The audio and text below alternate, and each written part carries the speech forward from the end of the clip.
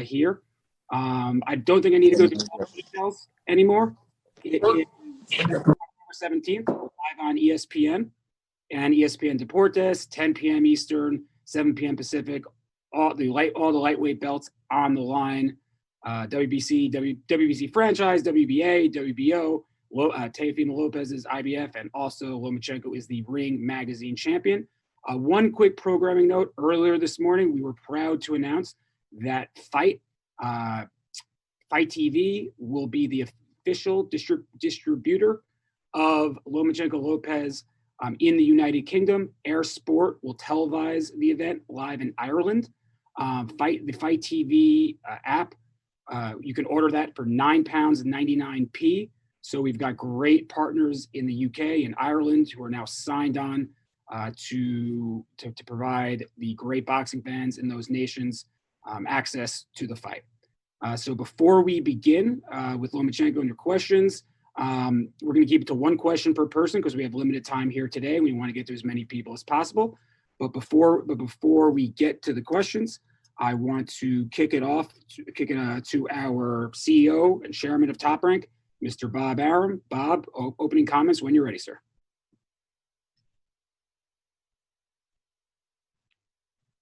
Bob? He's on mute.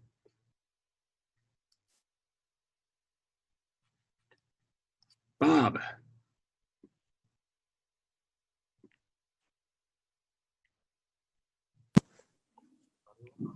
All right, well, we'll get to Bob in a moment. Joining us from Camarillo, California in his training camp is the champ, Vasyl Lomachenko, and his manager, the multiple-time BWAA Manager of the Year, Mr. Agus Klimas, who will also be providing translation when needed and will be available to answer questions from the media as well. Vasyl, welcome today, and can you talk to everybody in attendance today about preparation and how you're feeling 1 week before fight week? I feel great. Preparation was very good. We're ready on 100%, and we can't wait October 17. And Bob, if you are there, please go ahead. You are unmuted, sir. Okay. Well, I'm really looking forward to this fight, as is every boxing fan. I watched last week Loma train for the fight. Believe me, he is 150% ready for this fight. We talked with Teofimo yesterday, and he is confident and looks in great shape. This should be a tremendous battle, and all I can say is this has all the ingredients of a major event. I want to thank ESPN for giving us the wherewithal to do this event on free television in these very difficult times. I think it would be unseemly to try to do an event like this on pay-per-view when so many people are really in harm's way and are out of work. Thank you, Bob. And as yesterday, anybody wants to ask Bob, Loma, or Agus a question, please use the raise hand mechanism on the Zoom or privately message me in the chat. And if you can't figure that out, do what some of you did yesterday, and you can just text me directly to ask a question. So I'm going to wait a few seconds while we get some hands raised over in the chat queue. Let's start out with Miguel Maravilla. You are being asked to unmute, so please unmute and ask a question when ready, sir. Hi, Bob. How's it going? First of all, how's this fight going to compare to some of your classic fights that you've promoted in the past?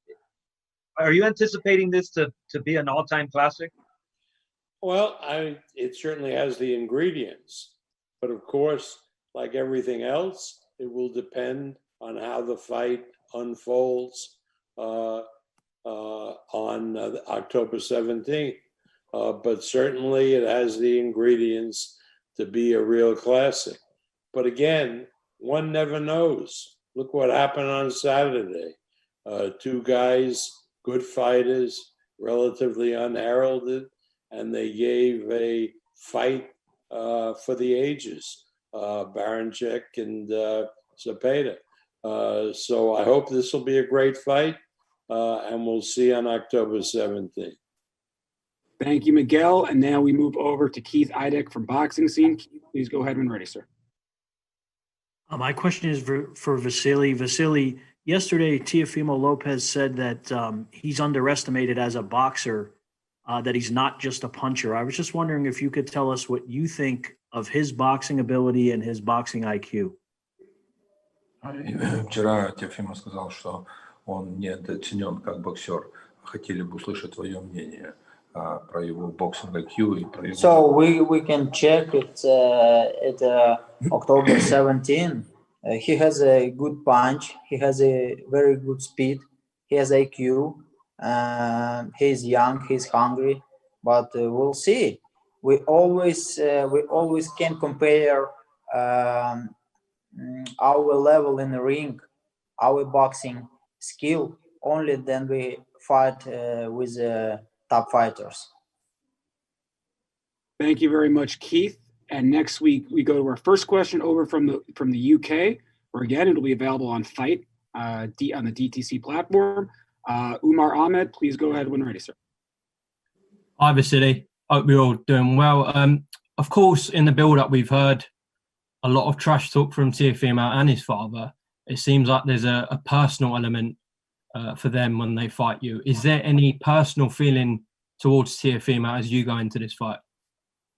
Есть какие-то персональные чувства за то, что и папа, и он говорят полностью вот этот трэш? Absolutely not. I have a goal, I have a dream, and he hold a belt, IBF title, and I need this belt. And Saturday, October 17, I will try take this belt. Thank you very much, Umar. Next, we go over from ESPN.com. Cameron Wolf. Cameron, please fire away when ready, sir.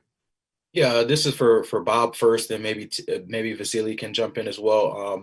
Obviously, Vasyl has been one of the best pound-for-pound boxers, for years now. What does a win on October 17th mean for him and maybe his legacy?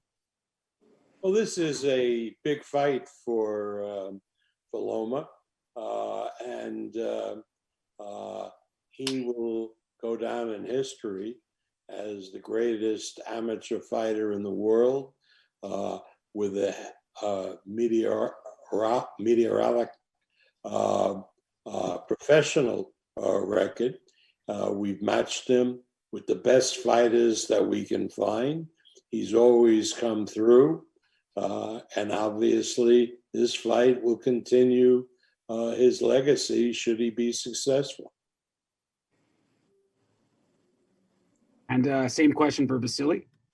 Что для тебя вот такого вида боя, что для тебя значит для легенды? I always, when I came in professional boxing, I always wanted fight only with the top fighters, with the world champion, and now I have a top fighter in front of me, and I want only to improve who I am and to improve my legacy.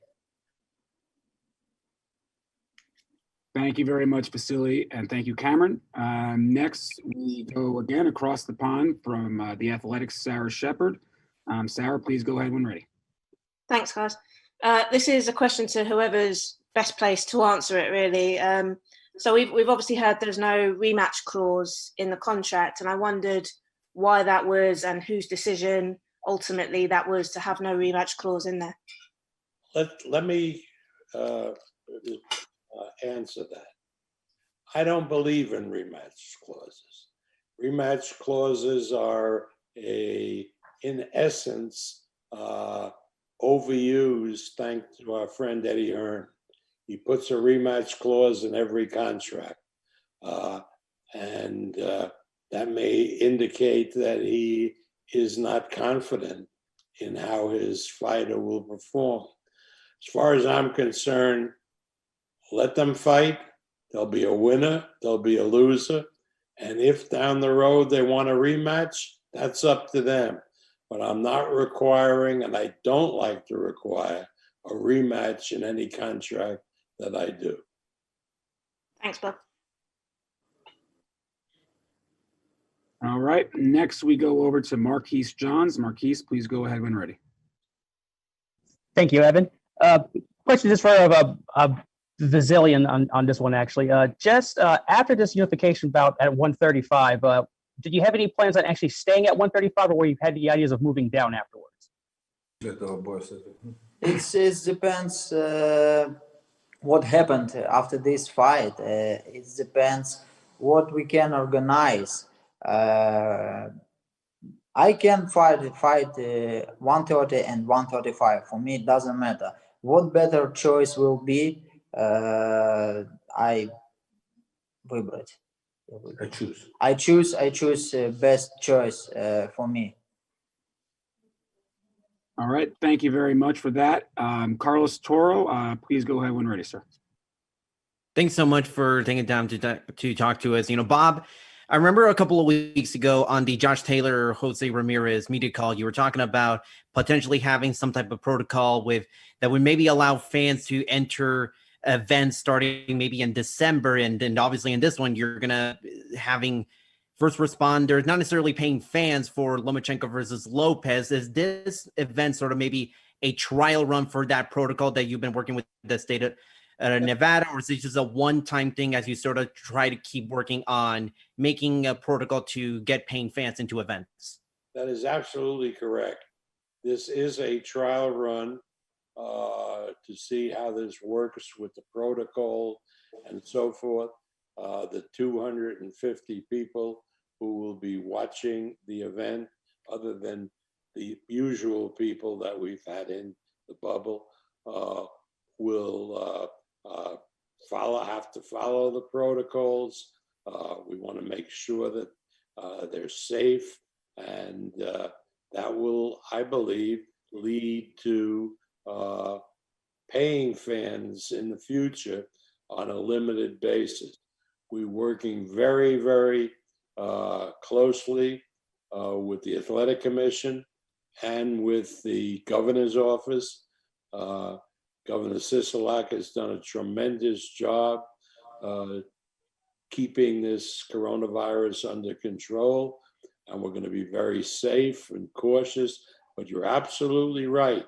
We hope this will lead to events where we can have paying spectators, safe distance, and a limited basis. For example, if we go into the Allegiant Stadium in Las Vegas, which seats 65,000 in the stands, another 10,000 on the turf, probably hope to maybe put 15,000 people at most in.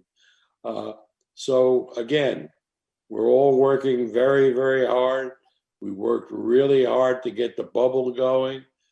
Everybody cooperated. The state was fantastic, the Athletic Commission, and now we're moving on to the next step, because who the hell knows when this coronavirus scare will be over, when we will get a safe and working vaccine.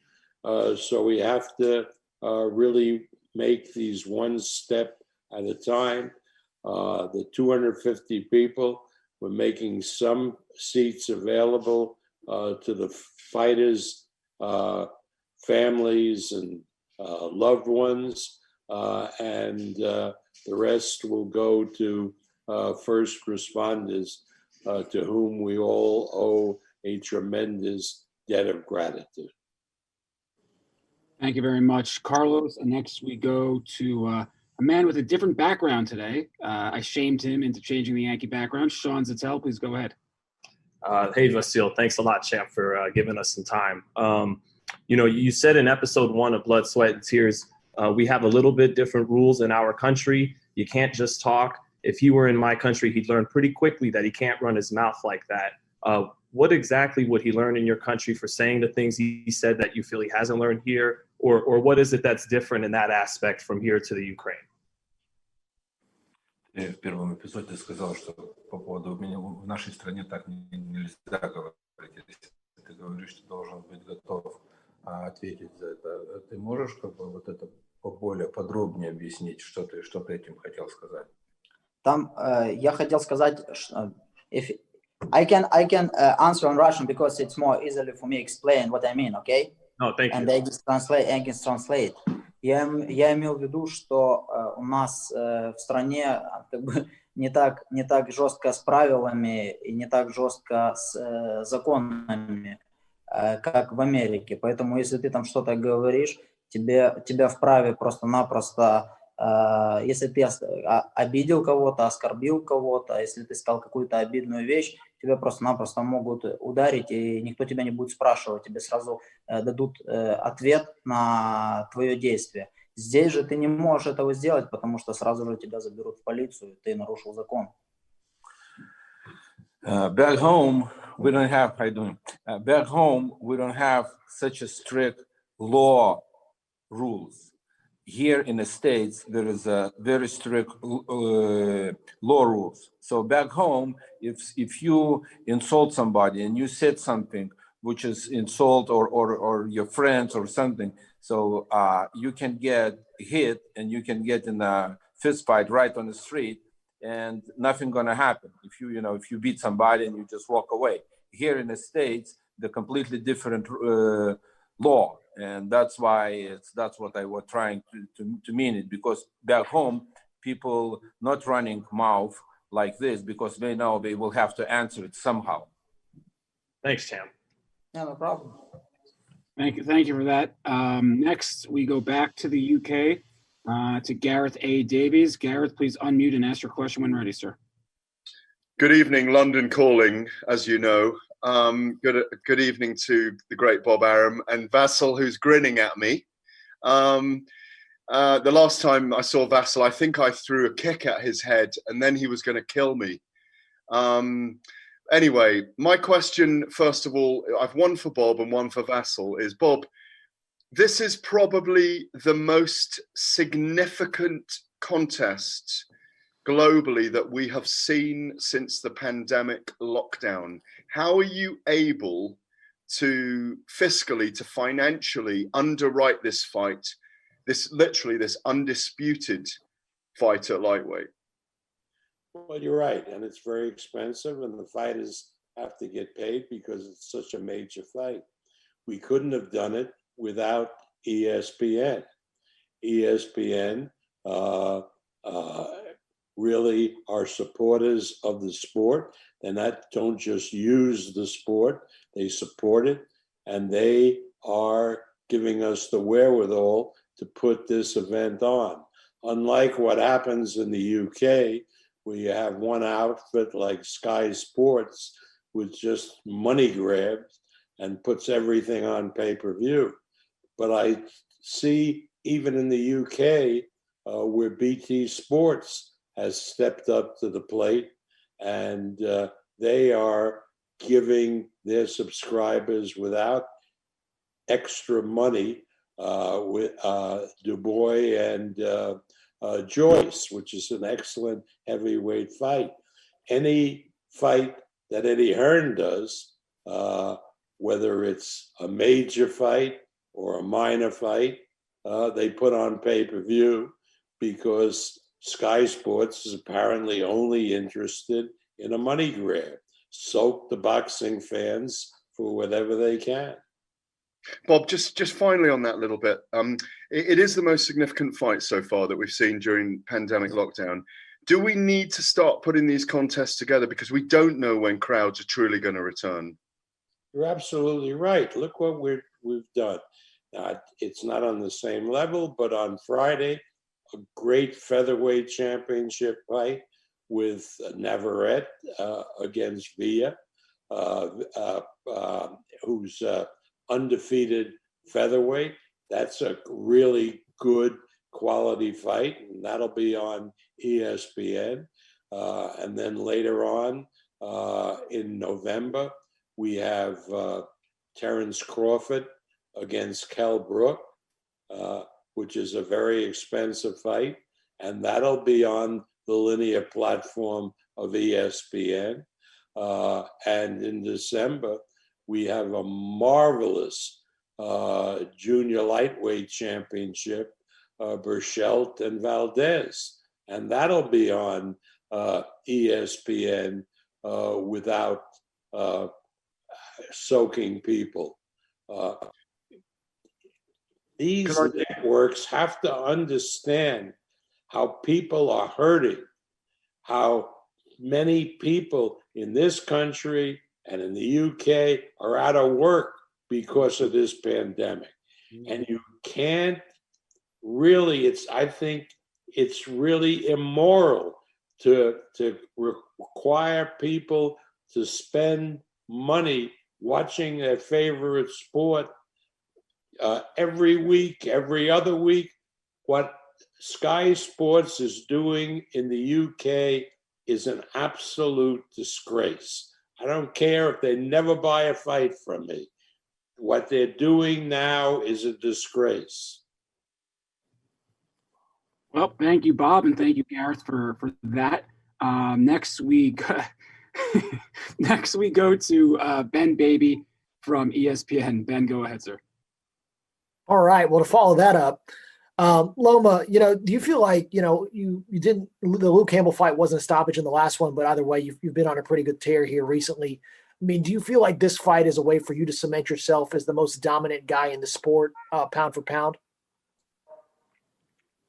Ты был уже в больших боях. Ты думаешь, что этот бой для тебя будет самый большой бой, которого ты пройдешь? I don't know. I can compare after this fight and I can answer on this question, but we'll see. I know he's a top fighter. He is a good fighter. It will be not easy for me, but we'll see. Thank you very much. We just a heads up, only got a couple more questions left because Loma's got to get out of here around the top of the hour. And just a reminder, this will be available on our Top Rank YouTube channel after it's done. So, and all content providers out there, feel free to take content from this presser and share to your viewers and listeners as well. We have no issue. With that. So, a couple more questions. We go to Adriana Jimenez. I've asked you to unmute, so please unmute and ask your question. Hi, Vasyl. Hope you're doing well. Looking forward to the fight. I'm curious to see your thoughts and your reaction when you hear when Teofimo Lopez so confidently says that he feels like he'll win, but not just a regular win, but he's able to knock you out. I'm curious to see what your thoughts are when you hear that, and how do you visualize yourself winning that night? Когда ты слышишь, что Теофимо Лопес говорит, что он тебя нокаутирует, не только выиграет, а он тебя еще и нокаутирует, что ты можешь прокомментировать по поводу этого, когда ты слышишь? Я слышал, I heard this a lot of time from a lot of boxers. But it's not mean. Then you come in the ring, you forgot about your words, and you forgot about what you promised. You just try boxing, and you just try fighting. So for me, it's just trash talk. For me, it's just the words. We'll see what happens in the ring. Thank you very much, Adriana. And we go to one last question from the UK. Boxing UK, please ask your question when ready, sir. Thank you, Evan. Question for Vasyl, please. Vasyl, one of the things that Teo Lopez has described you as an old lion, and that the effect of 400 amateur fights will have taken its toll. Do you think age will play a factor in this fight? Еще один фактор, который мы слышали от Лопеса, потому что ты уже старый лев, и ты думаешь, что в этом бою возраст как-то повлияет на это? I don't thinking about age because I just 32 years old. What? Who? Кто определил? Who made the rules? Who made the rules about age in the boxing? It depends.